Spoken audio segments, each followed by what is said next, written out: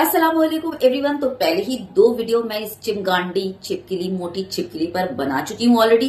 तो ये है थर्ड पार्ट और आप थर्ड पार्ट देखेंगे, बिल्कुल एंड तक देखेंगे, बहुत ही मजा आने वाला है सच में। क्योंकि इसके गोबर का जवाब मैंने गोबर तरीके से ही दिया है, क्योंकि कभी कभी ना वो उसका इसी तरह से जवाब देना बनता है। क्योंकि अब कोई फजूल की बकवास कर रहा है जिसका मतलब कोई ना सर ना पैर ना हाथ ना कुछ भी नहीं, तो आप उसका क्या जवाब देंगे? जाहिर सी बात है ना। तो हाँ, उसी तरह का कुछ जवाब जो कि मैंने बहुत ही मजाकिया अंदाज में देने की कोशिश की, और वीडियो आपको बहुत ही 100% मेरी गारंटी है पसंद आने वाली है। वीडियो की रीच के लिए उसको शेयर करना बिल्कुल मत भूलिएगा, अपने ख्यालात का इजहार कीजिएगा, दोनों ही चैनल सब्सक्राइब कर लीजिएगा। तो आइए चलते हैं इसकी बाकायदगी की तरफ और देखिए किस तरह से खुद इसने अपनी ही वीडियो में किस तरह से अपना मजाक बनाया है। कोई इतना भी हो सकता है बेवकूफ गधा।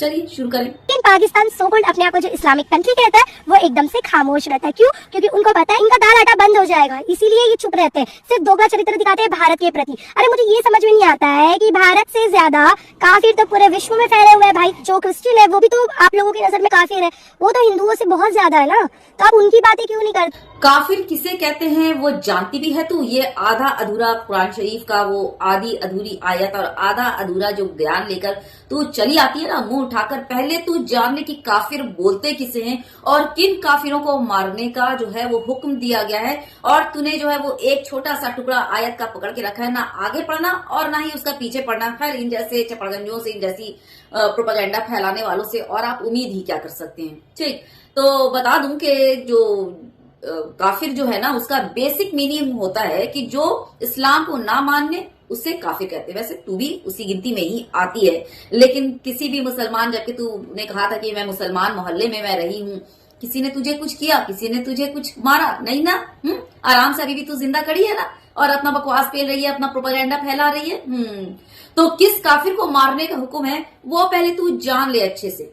उन काफिरों को मारने का हुक्म है जो तुम्हारे ऊपर हमला करे, जबरदस्ती तुम्हें परेशान करे और तुम्हारी जान लेने की कोशिश करे, उन काफिरों को मारने का हुक्म है। लेकिन जो लोग जो हैं वो अमन और सुकून के साथ रहना चाहते हैं, तुम्हारे साथ सुलह करने चाहते हैं, उनको मारने का बिल्कुल हुक्म नहीं है।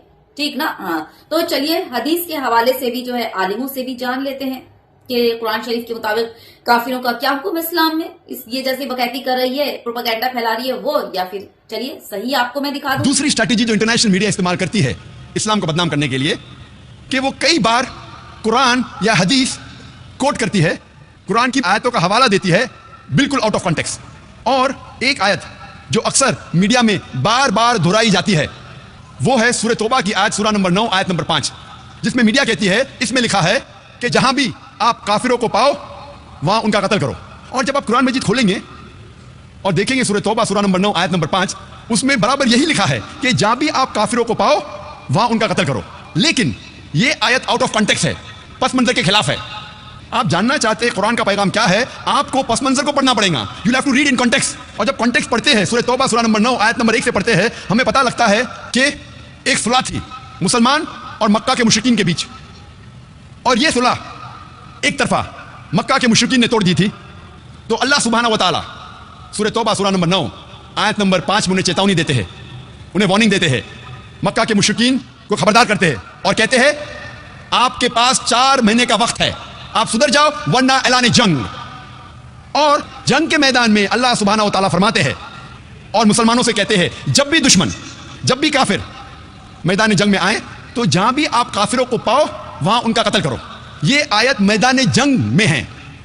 आप पस मंजर देखेंगे तो ये आयत मैदान जंग में अल्लाह सुब्हानहू व तआला फरमाते हैं जब भी दुश्मन मैदान जंग में आपके साथ लड़ने आए, जो ईमान नहीं रखते, जो काफिर है, आप डरो मत, उनके साथ डट के मुकाबला करो। और आमतौर पे आप जब भी देखो कोई भी आर्मी जनरल, मिसाल के तौर पे एक जंग अगर हो रही थी अमेरिका, यूएसए और वियतनाम के बीच, but natural army general of USA ये कहेगा अपने सिपाही से जंग के मैदान में, वो ये नहीं कहेगा डर जाओ और भाग जाओ, वो ये कहेगा कि जब भी वियतनामीज, जब भी दुश्मन आए आप डरो मत, आप उनका कत्ल करो। आमतौर पे कोई भी सिपा सलार, कोई भी आर्मी जनरल अपने सिपाही की हिम्मत अफजाई करने के लिए जंग के मैदान में यही कहेगा कि डरो मत, आप लड़ो, जहां भी दुश्मन को पाओ आप उनका कत्ल करो। तो वही तो कुरान मजीद में अल्लाह सुब्हानहू व तआला फरमाते। लेकिन कई बार दुश्मन इस्लाम आउट ऑफ कॉन्टेक्स्ट कोट करते हैं। हाँ, तो देख लिया कि काफिर किसे कहते हैं। उम्मीद करती हूँ कि समझ आ गया होगा। और अब जो समझना ही नहीं चाहता, अब जो प्रोपेगेंडा फैलाना ही चाहता है, तो उसके लिए कुछ किया नहीं जा सकता। यानी कि इन जैसे जो है ना फसादी लोगों के लिए कुछ किया नहीं जा सकता। ये लोग ला इलाज मर्ज हैं, समझ रहे हैं ना। वीडियो की रीच के लिए शेयर करना बिल्कुल मत भूलिएगा, अपने ख्यालात का इजहार करना बिल्कुल मत भूलिएगा। साथ में ये भी बता दूं कि इसके 2 पार्ट ऑलरेडी मैं बना चुकी हूँ। ये रहा उसका थंबनेल, जरूर देखिएगा और उसे भी शेयर कीजिएगा, उस पर भी अपने ख्यालात का इजहार कीजिएगा। और अब आती है चैनल की बारी, तो चैनल जरूर सब्सक्राइब कर लीजिएगा। और साथ में ये रहा मेरा बैकअप चैनल, तो इसे भी सब्सक्राइब करना बिल्कुल मत भूलिएगा। और इंजॉय कीजिए, इस तरह से वीडियो फिर आपके सामने लाती रहूंगी, ठीक ना। जब भी इसकी बकैती होगी तो मैं जरूर इसका जवाब दूंगी। मैंने कहा था ना, तेरा पीछा ना मैं छोड़ूंगी सोड़िए। जी हाँ, जब तक तेरी बकैती और तेरा प्रोपेगेंडा चलता रहेगा तो मेरा भी जो है वो प्रोपेगेंडा फाश करना यानी एक्सपोज करना चलता रहेगा। कोई रोस्टिंग नहीं, कोई कुछ नहीं, सीधा एक्सपोज, ठीक ना। शेयर कीजिएगा ज्यादा से ज्यादा। बहुत ख्याल रखिए अपना। तब तक take good care of yourself. Jai Hind, Allah Hafiz.